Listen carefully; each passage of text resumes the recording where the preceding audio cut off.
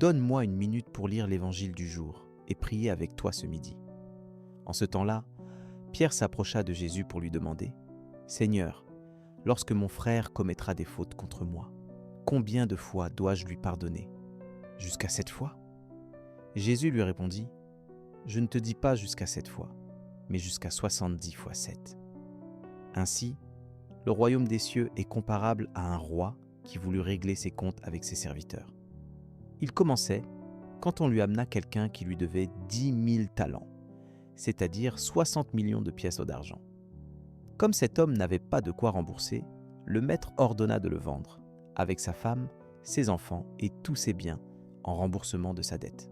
Alors, tombant à ses pieds, le serviteur demeurait prosterné et disait « Prends patience envers moi, et je te rembourserai tout. » Saisi de compassion, le maître de ce serviteur le laissa partir et lui remit sa dette. Mais, en sortant, ce serviteur trouva un de ses compagnons qui lui devait 100 pièces d'argent.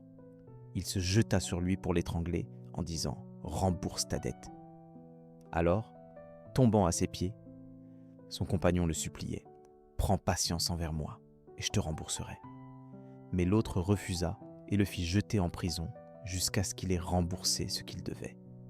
Ses compagnons, voyant cela, furent profondément attristés et allèrent raconter à leur maître tout ce qui s'était passé. Alors celui-ci le fit appeler et lui dit « Serviteur mauvais, je t'avais remis toute cette dette parce que tu m'avais supplié. Ne devais-tu pas, à ton tour, avoir pitié de ton compagnon, comme moi-même j'avais eu pitié de toi ?»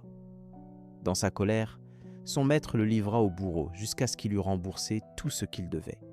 C'est ainsi que mon Père du ciel vous traitera, si chacun de vous ne pardonne pas à son frère du fond du cœur. » Lorsque Jésus eut terminé ce discours, il s'éloigna de la Galilée et se rendit dans le territoire de la Judée, au-delà du Jourdain.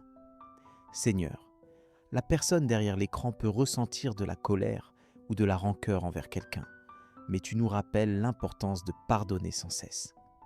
Prie pour qu'elle puisse pardonner de tout son cœur et trouver la paix.